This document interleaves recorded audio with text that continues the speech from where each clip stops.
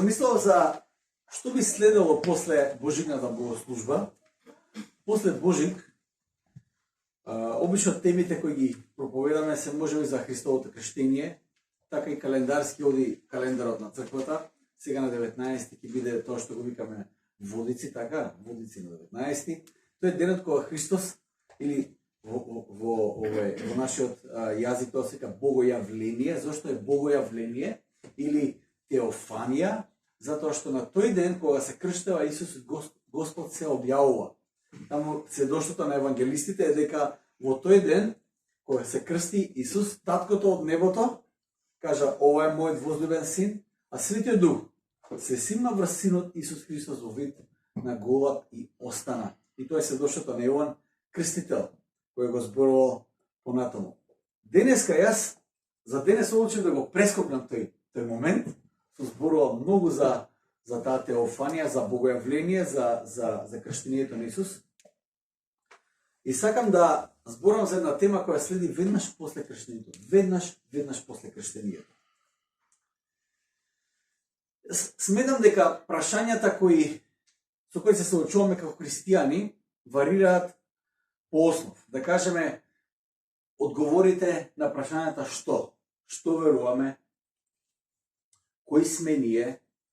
За христијаните верувам дека кога читаме Библијата, ако почнеме да го читаме Новиот Завет, има многу јасни изјави од Христос. Вие сте светлината на светот, вие сте солта на земјата, вие сте мои сведоци. И можеби што и кој, можеби полесно од Новиот Завет ќе дојдеме до тие одговори.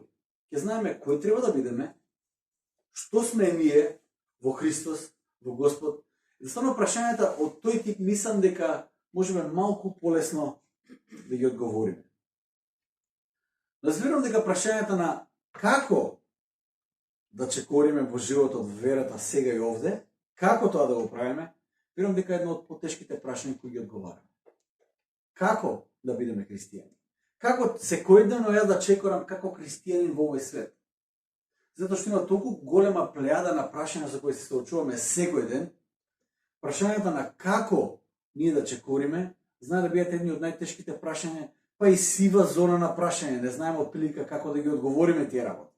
Не знаеме на кој начин да одговориме на тие прашања. Понекогаш е многу нејасно прашањето како? Како да бидам добар христијанин? Како во одредени ситуации да постапам? Што е окей, а што не е окей да правам како христијанин? Од што да бидам дел и од што да не бидам дел како христијанин? Оние практични прашања честопати се во некаква сива зона. И знаете ли што? Мислам дека ако сме 30 луѓе овде или 40, понекогаш ќе добиеме 40 различни одговори за едно исто прашање. За како треба да постапиме во одредена ситуација. Ќе се согласиме, но има разлики. Има некои работи кои мораме да ги земеме во контекст. Тоест има некои опасности кои мораме да ги одбегнеме. Лесно можеме со одговорот на тие прашања да преминеме во некаков легализам. Што значи легализам? Тоа е поставеноста на црквата да диктира во детали што смее и што не смее да се прави. Црквата наложува ова смее да се прави, ова не смее да се прави и одиме во детали. Кога јас сум наполнил една година, мој би биле од делот една црква, тоест внатре во таа црква немало толку легализам, колку во една група во која тие биле како да кажам, пошто било малце поголема црквата, таму има различни групи. И ние се групираме луѓето, такви сме ние. И во таа групичка луѓето биле малце имале порив да бидат посвети од сите останати околу нив. Јас кога сум бил една година, татко ми бил војска, мајка ми припремира торта за мојот роден ден и тоа станало проблем во таа црква. Како тоа торта ќе се припреми, тоест како тоа ние ќе славиме роден ден. Дел од принципот на таа група бил да во ниеден момент не славиме ништо што не го прославува Бог. И сега тоа кога ќе го земеш така ептено опширно, тоа е лудница. Не треба да славиш ни Божик. Има такви групи. Не слават ни Божик, ни Великден, не слават ни ново. Ништо не се слави. Тоа е тоа. И сега во нивното толкување ги преминало сите можни граници на разумно разбирање што би требало да значи, но славењето на мој прв роден ден станало проблем. мајка ми имала неколку состаноци со таа група луѓе. Дали да слави на детево роден ден или не. За среќа, мајка ми славила роден ден, но имало легислатори кои правеле проблем. Ја не се сеќавам на тој роден ден секако, но верувам дека во моето длабоко сеќавање била тортата, затоа што многу сакам торта. Но таквиот пристап кон животот во црква предпоставува позиција на тоа што го викам ние over-realized eschatology или пререализирана есхатологија.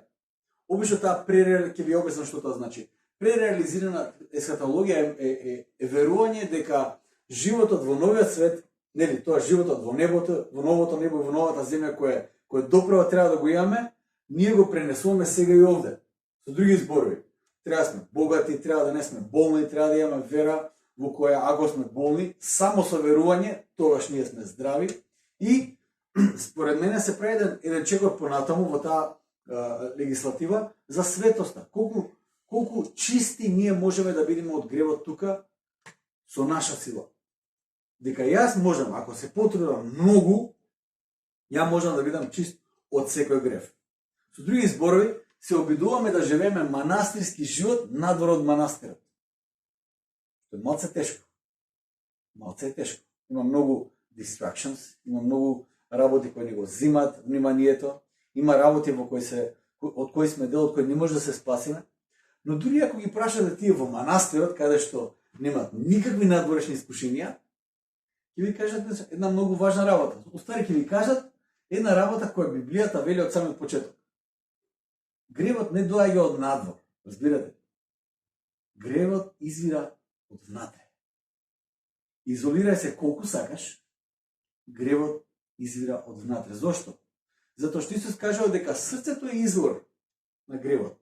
На нас не ни треба подобар контекст, туку ни треба ново срце. Тоа е поента. Така да, ефектот на гревот, иако го чувствам честопати дека има влијание врз мене преку надворешни фактори, јас сум искушуван, јас сум путнат во одредена ситуација, јас морам да реагирам така заради овој околности, коровот на гревот во мене не е надворешен, туку внатрешен. Така да ниедна изолација во светот нема да го спречи искушението кај тебе. Исус беше во пустината, до искушенијата дојдоа таму, кај него. Така ли беше? Тоа е легализмот. Една од работиве да кажеме црква да каже тоа смее, тоа не смее, за одговорот на прашањето како, тоа смее, тоа не смее и сме расчистили се тоа. Кажеш, ова е премногу, ова ние не сме така. Ова не е ваква црква, да не ве плашим. Ова не е ваква црква. Значи јас не му висам на секој над глава и да кажам тоа смее, тоа не смее. Тоа се оствари има една анекдота што еден човек од таа црква бил толку пуштен у стражар на таа групичка сите да бидат свети, што ги следал. Буквално ги следал. Дури брат му. И на брат му дошло преку глава и човекот почнал да бега од него. Успел да се крие од него ово оно. И еднаш отишол таму на некој излет и човекот си земал алкохол со другарите да се опушти. И човекот пие вика се: "Кај си бе брате, сега да ме видиш?" И човекот, брат ми излегува од грмушка и вика: "Овде сум бе, те гледам." Го следал до драска. Тоа е легализам. Се кажеш, ние не сме вака. Има една друга опција, една друга крајност. А тоа е да се впуштиме во некаков либерализам. Тоа била другата крајност, а тоа е разбирањето дека всушност ништо не е проблем. Апсолутно ништо не е проблем, се е дозволено, бидејќи знаат дека таквиот став не може да стои, не може да кажеш се е дозволено, нормално, како христијани кажеш, добро, не се е дозволено, нормално, но ќе кажеш, добра, што е дозволено, што не е дозволено, тука веќе одиме во сива зона и секој си го толкува тоа како сака. Најчесто, дозволени се нештата кои ги имаме дел од нашиот живот, кои се дел од нашите навики, кои се дел од нашето поведение. Тие работи се дозволени и за тие работи Бог има разбирање.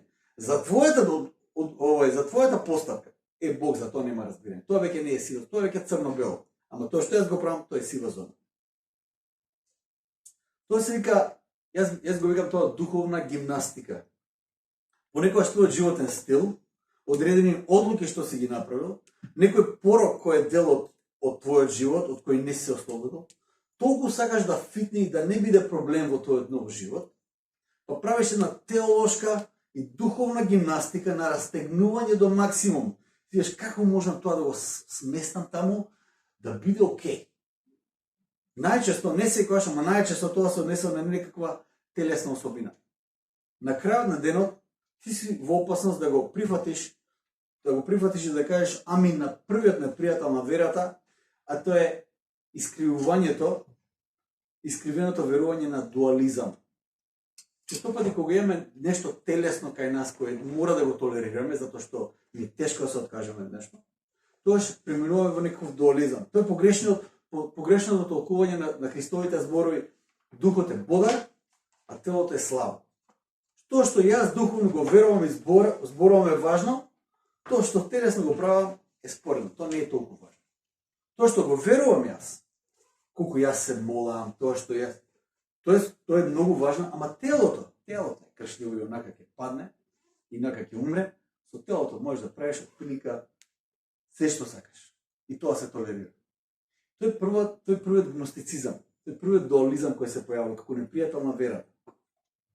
Има и уште еден момент кој не смееме да го занемариме. Ние сме деца исто така и на модернизмот. Како такви, ние длабоко во себе, и тоа е веќе толку втемелено во нас, што не сме ни свесни за таквиот начин на размислување, ние длабоко во себе веруваме дека начинот на кој ние ги правиме нештата, начинот на кој ние живееме, е најдобриот начин на кој може да се живее животот во споредба со сите претходни генерации. Тоа се вика историски снобизам. Ние сме снобови, затоа што веруваме дека најдобрата и најсвесната генерација што постои од почетокот на времето сме ние. Тоа е мојата генерација. Ние сме најсвесни за се, ние сме најупатени, наједуцирани, најспремни за се и знаеме како да живееме. Како јас го живеам животот е најдобриот начин на живење живот. Исто така, сега фокусот е на младите. И тие диктираат која ќе биде комуникацијата, што ќе биде важно, на што ќе биде фокусот, како ќе комуницираме понатаму. Обично деца на нашите керките мои ме исмеваат ако направам некој мим или нешто, ако изимитирам нешто, или ако направам 6-7, тоа е кринж, не може да прифатат дека јас како millennial можам тоа да го направам. Не, тие се во фокусот. Тоа само уште повеќе не оттргнува од погледот кон генерациите пред нас, да видиме и да учиме за некои методи на тоа како да го живееме животот ние сега. Често пати, како што вели народната, затоа што ќе видиме некои лоши особини во претходните генерации, ние отфрламе се. Како што вели народната, со водата го фрламе и бебето. Сте слушнале за таа? Со вулканата вода го фрламе и бебето. Но, прашањето е како да го живеам животот во светот, без при тоа да западнам во легализам, тоа што го зборев на почетокот, и како да го живеам животот во слобода, без при тоа да забегам во либерализам. Како да бидам христијанин сега и овде? Најчесто одговорот на прашањето што е многу јасен, но одговорот на прашањето како е тема на дискусија. Дали навистина прави голема разлика тоа како јас го живеам мојот живот сега? Дали навистина е важно како сум посветен јас како христијанин? Колку е важна мојата улога за спасението во тоа како го живеам мојот христијански живот сега? Како го живееме животот сега? Дали сме се запрашале како мојот животен стил комуницира за тоа кој сум јас? Ова е важно што ги го кажам сега. Како живееме, како се однесуваме, а не што зборуваме и кажуваме, најчесто е најдобриот показател зашто навистина ние веруваме. Како јас живеам и како јас се однесувам најдобро покажува што јас уствари верувам, а не тоа што јас го кажувам. Често пати мислиме ако кажеме нешто, ако изустиме нешто, ако одговориме ние за некаков систем на веруваме, ако покажеме дека разбираме нешто, мислиме дека ние тоа го веруваме. Не. Мојот живот е стил. Како јас го живеам мојот живот, уствари покажува што јас верувам. Сите ние имаме предизвик за како да го живееме животот. Затоа што животот живеа на оваа земја е живот со предизвик. Секојдневно ќе имаме одлуки, ќе мораме одлуки да донесеме. Ќе бидеме ставени у ќош да донесеме одредени одлуки. Ќе бидеме искушени во одредена насока. И понекогаш мислиме дека нашиот живот е многу уникатен во тој поглед. Дека јас борбите што ги имам никој друг ги нема. Мислиме дека борбите со кои ти се соочуваш сега се уникатни само за тебе. И се многу тешки. Другите не може да те разберат. И може би во одредена мера тоа е така, затоа што твоите борби се твои борби. Секој си има своја планина која е искачува. Јас не ја искачувам твојата планина, ти не ја искачуваш мојата планина. Сите имаме најразлични борби. Но во тој поглед никој од нас не е уникатен, затоа што борбата која имаме, искушенијата кои ги имаме, се искушенија кои ги имал дури и Исус. Прашањето за нас денес е како Исус одговорил на тие искушенија. Како Исус го живеел животот на оваа земја. И што можеме да се поучиме за тоа како ние да го живееме нашиот живот денес. Да видиме како Исус одговорил на предизвикот во животот. После 3 контексти во животот во кој ќе биде тестирана нашата вера. Животот, верувам дека сите сме овде затоа што сите исповедаме некаква вера. Или барем сме љубопитни за верата во Христос. Јас верувам во тоа. Не сме тука затоа што нема што да правиме друго во недела сабајле. Барем во недела сабајле може да се наспиеш и никој да не те дира. Затоа што никој нема да се јави у 9 сат сабајле недела да каже што треба да завршиме денес. Никој. Наставно спиеме во недела. Но вие сте овде дојдени затоа што верувам дека имате љубопитност за верата. Имате некаква љубов кон Христос. Јас сакам да го поставам тоа прашање. Како тогаш ние да живееме како христијани овде? Како да одговориме на тој предизвик? После 3 контексти во животот во кои ќе биде тестирана нашата вера. Исус беше тестиран во 3 нешта во животот. Преку неговите искушенија ќе знаеме кои 3 нешта во нашиот живот ќе бидат најтестирани и ќе знаеме како да одговориме на тие тестови. Ќе читам Лука, првата глава, првиот до 13 стих, и тоа е моментот кога Исус е во пустината и тој е тестиран таму од сатаната, директно од сатаната. Ќе ве замолам да станете, додека го читам Божиот збор. Тие што немате Библија, може да го следите текстот овде на екраните. Вели вака. Исус, исполнет со Дух Свети, Исус се врати од Јордан и беше одведен од Духот во пустината. 40 дена го искушуваше ѓаволот, во текот на тие денови не јадеше ништо, а кога изминаа тие, најпосле огладне. Тогаш му рече ѓаволот: ако си син Божи, кажи му на овој камен да стане леб. А Исус му одговори: напишано е дека не само со леб ќе живее човекот, туку и со секој збор Божи. Потоа ѓаволот го одведе на една висока планина и му ги покажа за миг сите царства во светот. И му рече ѓаволот: тебе ќе ти ја дадам сета оваа власт и нивната слава, зашто мене ми е предадена и ја давам кому што сакам. А ако ми се поклониш, сето тоа ќе биде твое. Но Исус му одговори и рече: бега од мене, Сатано, зашто напишано е на Господ твојот Бог, и поклонувај му се и единствено не му служи му. И го одведе во Јерусалим и го постави на стрејата од храмот, па му рече: ако си син Божи, фрли се одовде долу, зашто е напишано: на ангелите своји ќе им заповеда за тебе да те зачуваат и на раце ќе те земат, да не си ја сопнеш ногата своја на камен. Исус му одговори и рече: кажано е, не искушувај го Господ својот Бог. Откако ѓаволот заврши со сите тие искушенија, се оддалече од него за некое време. Амин. Може да седнете. Интересно е дека може би третото искушение, ај скокни од овој зид, испаѓа најбанално. Ај скокни од зидот. Прво му покажа некои стварно јаки искушенија, после вика ај скокни од овој зид. Ќе видиме зошто тоа може би е најголемото искушение кое Исус го имал. Прво, ѓаволот му вика: ако си син Божи, кажи му на овој камен да стане леп. Да бидам искрен, додека го читам овој текст, додека го спремав овој текст, има толку многу работи што може да се кажат. Можам да зборам за идентитетот на Исус. Можам да зборувам за многу работи кои може да ги црпим од овој текст. Сметам дека јас сакам да зборувам за трите искушенија, категории на искушенија со кои се соочил Исус. Прво и како син Божи, кажи му на овој камен да стане леп. Првото искушение кое Исус го имал е искушение на сетилата, сензуалноста. Исус е ставен пред тестот на земниот леп или небесниот леп. На крајот на тие 40 дена, екстремна посветеност и духовност која имаш да постиш 40 дена, да се молиш, да не јадеш и да не пиеш. Еднаш во животот успеав да постам без вода и без леп 2 дена. Толку издржав. И тоа беше премногу. Беше многу тешко да се издржи до крај. Исус беше 40 дена без леп и вода. После 40 дневна посветеност на духовност и молитва, тој беше гладен. После некој духовно посветување, моето очекување ќе биде да бидам супер духовен.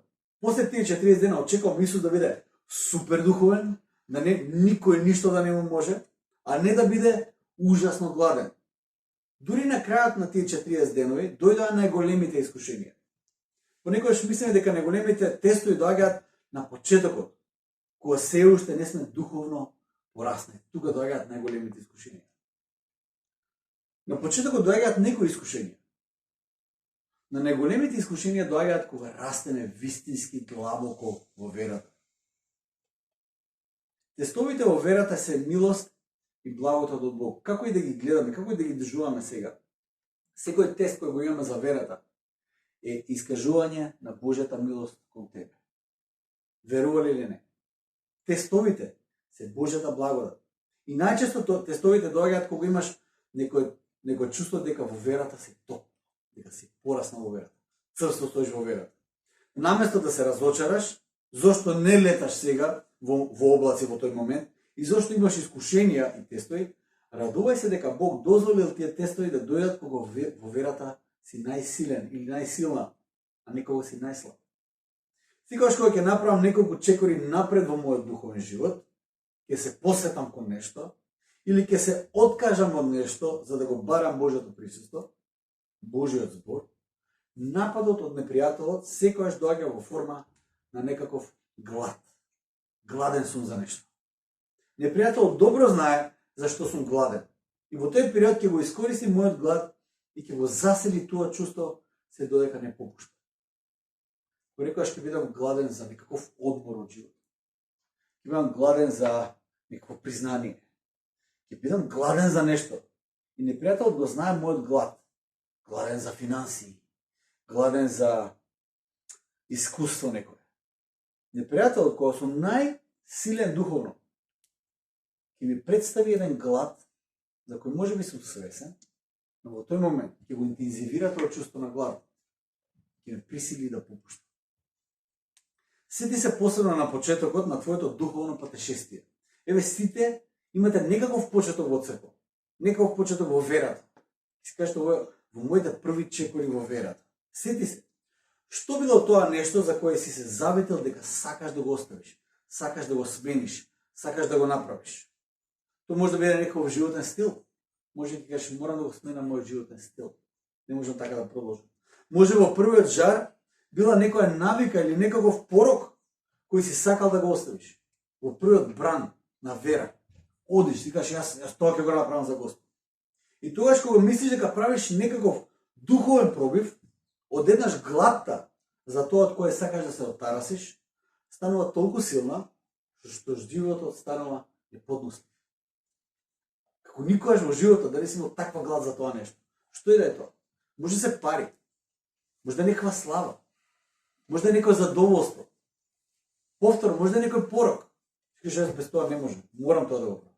Имаш две опции. Да попуштиш и да редефинираш се што си сакал да постигнеш со одредена духовна дисциплина, да редефинираш теологија, верување, или да продолжиш И чувството кој го имаш е да го жртвуваш твојот живот. Да се предадеш на Божјата милост, на Божјата волја, па што биде, нека биде.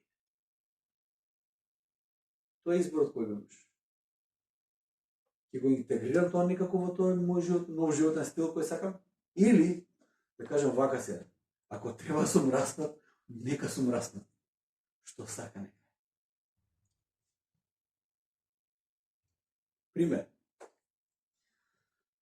За мене тоа беа најразлични работи во животот. Обично 40-дневните пости пред Божик или Великден, тоа што според црквениот календар ги има, јас абстинирам од нешто кој го завземам местото во мојот живот на некој насушен леп во мојот живот. Тоа може да биде било што во животот. Понекогаш е некоја сосем нормална работа. Ама понекогаш може да биде некој порок или некаква навика од која треба да се откажам. Може да биде некоја навика од која морам да се откажам.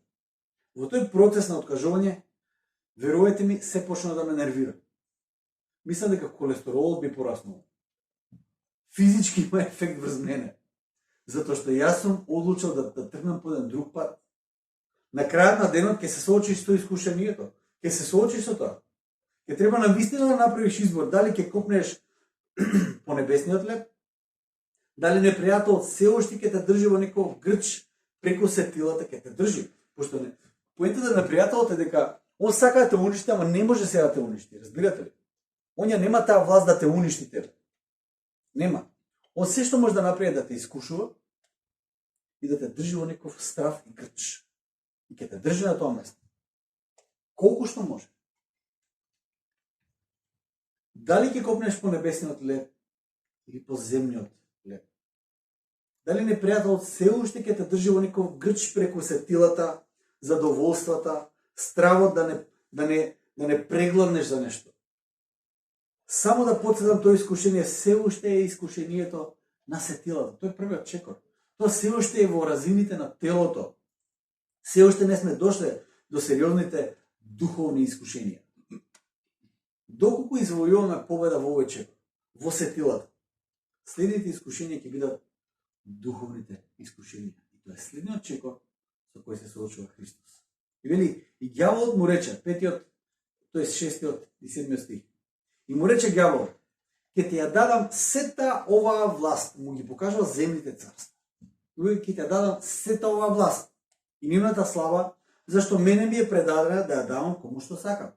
А ако се поклониш пред мене, сето ова ќе биде твое. Второто искушение, со кој ќе се соочиш, ќе биде духовно искушение. Земното царство или небесното царство. На кое царство ти ќе му кажеш амин? Концептот на царството подразбира одредена власт. Затоа ѓаволот вика, еве ги земните царства и на тебе ќе ти ја дадам сета власт ако ми се поклониш. Може би си поминал некоја победа на сетилата, затоа што те прв чекор. И се чувствуваш како голем победник. Но сега имаш потреба од некакво признание за таа победа. Си направил некаква победа и си кажеш, сега мора сите да дознаат дека јас нешто победив. И тука веќе доаѓа вториот тест. Тоа е моментот кога одредено признание, одредена титула, улогата која треба да имаш, респектот кој треба да го добиеш, стануваат многу важни работи во вашиот живот. Многу важно. Да добиеш некој признание, некој респект. Тоа е моментот кога некоја самосвесност почнува да работи во вас. И кажеш, знам јас кој сум и колку вредам. Дека ти заслужуваш повеќе почит, поголема титула. Ти знаеш повеќе и треба да добиеш повеќе почит. Искрено. Тоа ме потсетува многу на моментот во Еденската градина, кога Адам и Ева одлучија дека тоа што сега им е доверено и дадено, и тоа што сега го добиле во тој момент, не е доволно. Им требаше повеќе. Сотоната го однесе Исус на висока планина и му кажа, види ги земните царства. Кога Адам и Ева стоја пред дрвото и кога го видоа плодот, тие го видоа плодот и видоа дека е добар за очите. Еве го текст, кога жената виде дека родот на дрвот, виде дека родот на дрвото е добар за јадење и убав на изглед. И дека дрвото е пожелно поради тоа што дава знаење, набра род од него и го изеде, па му даде и на мажот свој и тој јадеше. Царствата земни, принципот е тој, царствата земни се убави за очите. Секогаш. Земното царство е убаво за очите. Секогаш. Потоа најчесто може да се познаат земните царства. Може да се познаат по силната желба да ги имаме по секоја цена, да ги искусиме нештата по секоја цена. Често пати ни го дефинираат дури и идентитетот, ни влијаат на самодовербата, на сигурноста. Ако јас не го добијам тоа признание, мојот идентитет е сега познак прашалник. Мојата самодоверба сега е подкопана затоа што не сум добил одредена титула, одредено признание. Кичот, платформата, признанијата, дипломите стануваат нешто по кое трчаме непрестајно и никогаш не се доволни. Тоа кога ќе паднеме на тестот, на овој тест, на духовниот тест, дури најубавите работи кои може да излезат од луѓето, може да ги претвориме да станат најгрозните работи. Например, во нашата човечка историја ние сме успеале некои работи да почнеме да ги вреднуваме. И тоа се благодарение на црквата. Например, изградување на општество на чест и на почест. Општество, искажување на чест и почит. Е општество кое произлегува од христијанскиот светоглед. Се оддава чест на оние кои го жртвувале или посветиле животот за одредена цел, за одреден светоглед. Се оддава чест на оние кои го жртвувале или посветиле животот за одредена група на луѓе. И нема ништо лошо во тоа. Всушност тоа е прекрасна работа кога искажуваме почит и чест кај оние кај кои сме ја препознале жртвата и влогот кој тие го вложиле. Но кога стануваме гладни за таа почит и за таа чест, и всушност несата што ги жртвуваме или правиме стануваат причината за честа, стануваме жртви на човечката суета. Почнуваме да трчаме по земното царство. Тоа што е страшно, Исус трчањето по земното царство го поистоветува со поклонување и служење на самиот Сотона.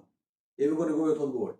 На Господ твојот Бог поклонувај му се и единствено не му служи му. И доколку размислуваме малку, ќе видиме зошто е тоа така. Во трчањето по земното царство, ние го губиме погледот од вечност. Во контекстот на вечноста, земното царство станува смешно. Кога ќе видиме вечноста, во контекстот на вечноста, се тоа што се случува овде, станува смешно. Сикаш ова се партали овде. Како што вели апостол Петар, може би сега страдате малце, но во погледот на наградата која доаѓа, тоа е смешно овде. Смешно е. Се работи 70, 90, 150 години. Колку и да е тоа. Што значи тоа во контекст на вечноста? Ништо. Но ако тренеш да трчаш по земното царство има една карактеристика. Го блокира твојот поглед да не ја видиш вечност.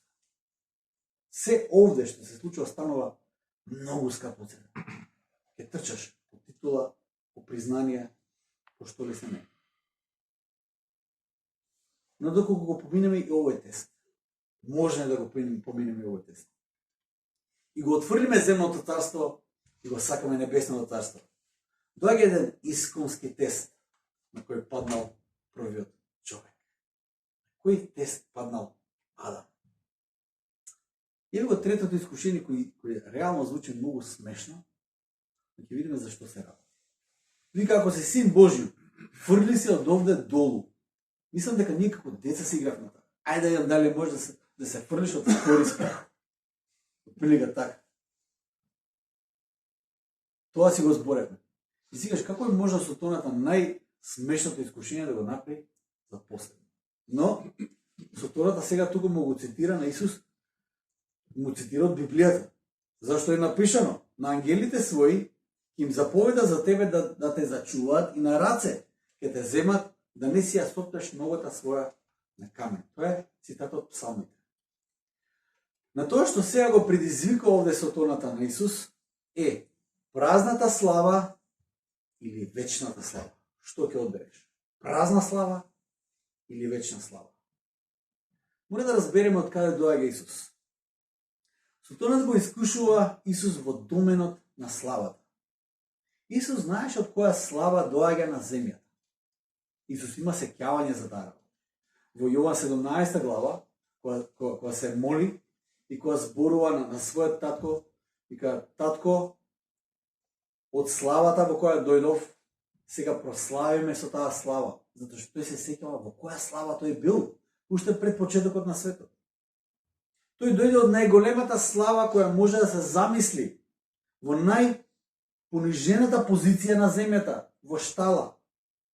Вниманието и славата која Исус ја добива во вечноста е нешто од кое се откажал. Ви текнува на овие славни личности, кои на момент се многу славни, и во одреден момент почнуваат да се глупира до даска. Сега, што му е на тој човек? Што е на таа личност? Зошто почнува да се глупира?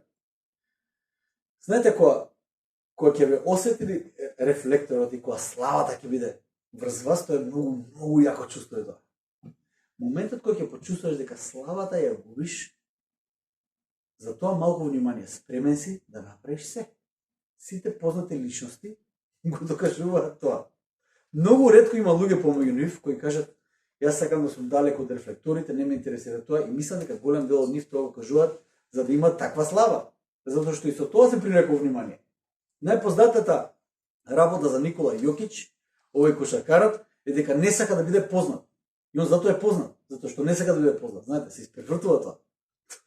Тоа е наратив што го, како да кажам, го одржуваш. Исус знаеше каква слава добивал во вечноста и од што се тој се откажал. Со други зборови, ѓаволот му кажува: а колку внимание добиваше, а сега никој ништо не знае за тебе. Цело создание те славеше, сите ангели пеа за твоето име вечно, а сега никој појма нема кој си. Ти, кој создаде се, и заради кого е создадено се, нема да е лошо луѓето да знаат дека ти уствари создаде се. Кажи на луѓето: јас сум тој, ја направив се што имате од мене. Покажи на луѓето дека се добро што искусиле во животот, го уствари заради тебе. Можеби сега ќе ви стане малку појасно, кога Исус им кажува на сите наоколу, кои ги исцелил, да не кажуваат на никого. Исус исцелува некој, вика: оди и не кажува на никого. И се секам, зошто Исус тоа го прави? Зашто да не кажат на никого? Те секако ќе кажат: кој ти исцели? Исус ме исцели. Како можеш тоа да го скриеш? Но Исус вика: не кажувате на никого. Сатаната продолжува со тоа да го искушува Исус на тој начин и понатаму. Не престанува со ова искушение. Често пати ќе читате многу духовни водачи кои паднале во некој греф. Јас верувам дека најголемото искушение на водачите, дури после покајанието, има луѓе ќе паднат во греф, познати водачи ќе паднат во греф, ќе се покајат и ќе биде сео, ќе им се прости. Но и после покајанието, после направен греф, не е истиот греф да го направат повторно, не е тоа проблемот, туку е самата платформа и вниманието кој го добивале они претходно, што останува нивен проблем. Платформата, вниманието, спотлајт, што го викаме тоа, станува нивното најголемо искушение. Кога нешто добро ќе направиш, еве да не одиме, да не зборуваме за трети лица. Кога нешто добро ќе направиш, и моментите кога луѓето се уште не знаат дека тоа добро што се случува е заради тебе, те копка нешто од внатре, имаш силна порив од внатре во тебе да дадеш до знаење дека тоа добро што се случува е заради тебе. Ја му кажав дека тоа ќе му се случи. Ја го направив тоа, имав и ја моја улога во таа трансакција, знаеш. Во овој пар што се запозна, па ја ги запозна. Имаш една длабока желба од внатре да кажеш дека ти си придолен нешто одредено добро што се случило. И во тоа искушение ѓаволот го предизвикува Исус. Скокни од овој храм, ќе ќе те фатат ангелите, кои ќе видат сите дека ти одеднаш пагаш, нема да умреш, што ќе застанеш на нозе, и ангелите ќе те фатат, нема потреба што веќе да објаснуваш. Сите ќе сватат дека ти си тој, сите ќе те слават и така натаму и така натаму. Исус никош не паднал под искушенијата за празна слава, бидејќи пред него, пред неговите очи, секогаш му била вечна слава. И овој дел завршува века, откако ѓаволот заврши со тие искушенија, се оддалечи од него за некое време. Во некои други преводи вели, се оддалечи од него и чекаше погодно време. Други зборови.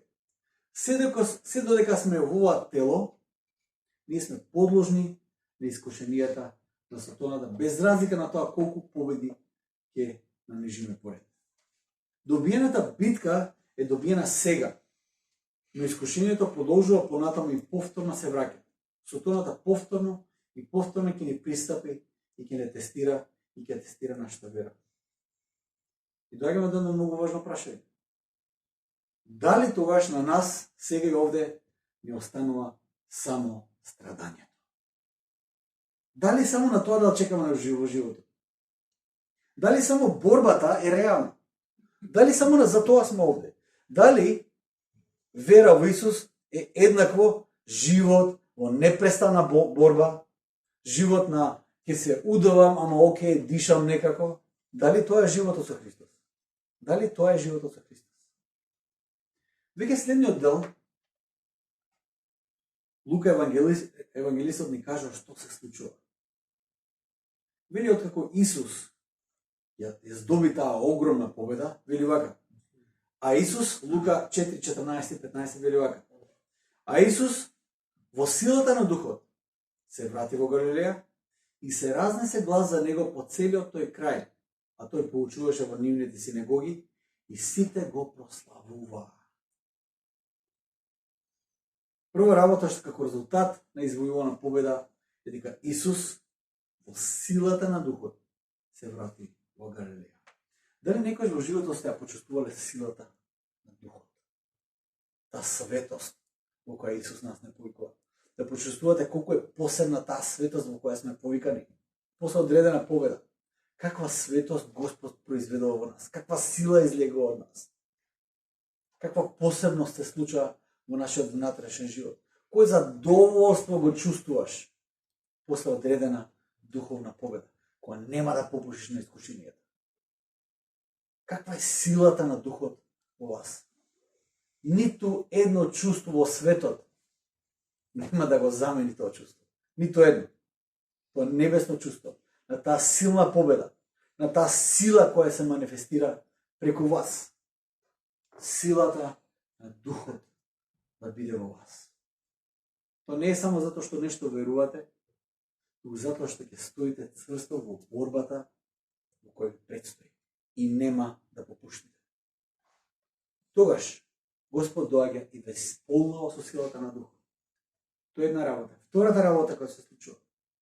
Вели, а тој поучуваше во нивните синагоги и сите го прославуваа. Тоа што треба да сватиме ние дека Господ кога не повикува, тој не повикува само во живот во борба, тој не повикува во живот во светост, но тој живот во светост е исто така и живот во слава. Ние сме повикани во еден живот во слава. Божјата слава да свети преку нас. Божјата слава да свети преку нас. Тоа е интересно кога ќе понекогаш мислиме дека има К.С. Луис има еден многу јак цитат за светоста. Понекогаш мислиме кога ќе зборуваме сега за борбата, за колку понекогаш е тежок христијанскиот живот, сикаме, светост не изгледа многу досадна работа. Мислим, кога ќе кажеме за свет човек, мислиме за некој досаден човек, кој ништо не му се случува во животот и е иземон од секој задоволство. К.С. Луис вели, колку малку знаат луѓето кои мислат дека светоста е досадна. Кога некој ќе се сретне со вистинското нешто, тоа нешто е неодоливо. Кога ќе сретнеш свет човек во животот. Јас кога ќе помислам на некои луѓе во животот кои знам дека Божјата слава свети преку нив, мене веднаш ми се плаче. Верувајте ми. Едноставно, длабоко сум допрен од живота на некои луѓе. Затоа што знам дека нивниот живот е живот од светост.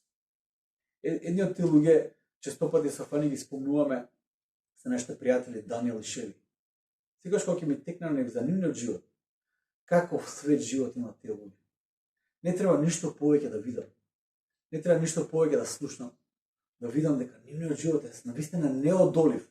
Не затоа што имаат се, не затоа што се им е убаво животот, не затоа што цело време се здрави, не затоа што се богати, не затоа што се славни, ништо од тоа не е дел од нивниот живот. Но таа светост која извира од нив е толку неодолива, што сакаш да бидеш во нивното присуство. Кога некој ќе се сретне со вистинската работа, со вистинската светост, тоа е неодоливо да го видиш. It's mesmerizing. Што е како смис. Тоа е втората работа. Втората работа е дека Господ ќе ја повери неговата слава во тебе и ќе тече таа негова слава преку тебе само тогаш кога неговата слава ќе биде безбедна во тебе. Тогаш кога неговата слава е безбедна во тебе, тогаш Божјата слава ќе тече преку тебе. Се додека го славиш Бог, се додека ја враќаш славата назад кон Бог, неговата слава ќе тече преку тебе. Ти можеш, по природа како сме создадени, само да ја рефлектираш Божјата слава. Не можеш да ја произведеш, не можеш да ја собереш и да ја носиш со себе, да ја складираш. Можеш само да ја канализираш и да ја рефлектираш. Светоста не е досадна и не расипуваш на забави. Прашањето е, како да го живееме таквиот живот? Според овој пример на Христос, за како да го живееме нашиот живот сега и овде на земјата, прво треба, почнува да го сакаш твоето пустинско искушение. Почнува да ги сакаш периодите кога Господ ќе те однесе во пустината. Кога Господ ќе те однесе во пустината, кога ќе почувствуваш вистинската борба во твојот живот, тоа значи дека Господ има некој план за тебе. Не е едноставно, никако не е едноставно, но Господ има некој план за тебе. Нека ти се будно отворени очите. Што треба да правиш? 3 нешта треба да правиш. Барај повеќе небесен леп. Поминувај повеќе време со Божјиот збор. Поминувај повеќе време со Божјиот збор. Немој главта за други нешта кои ги имаш во животот да го оттргне твоето внимание од Божјиот збор, затоа што како што вели Исус, човекот не живее само од леп, но живее од секој збор кој излегува од Божјото уста. Во тоа време на искушенија, на борба, помини време со Божјиот збор. Без дистракции, без вниманието насочено на други работи, време во Божјиот збор. Втора работа. Барај го најнапред царството Божјо. Затоа што се друго ќе се придодаде. Помини време со Божјиот збор, тоа е првиот чекор. Немај главта за нешто друго да го оттргне твоето внимание од Божјиот збор. Помини време со Божјиот збор. Секој утро почни го денот со Божјиот збор. Прашај се, зошто имам толку проблем да го почнувам денот со Божјиот збор? Зошто? Зошто тоа ми е една од најтешките работи кои може да ги направам? Зошто има толку дистракции секогаш кога ќе седнам да го читам Божјиот збор? Зошто? Почни го денот со Божјиот збор.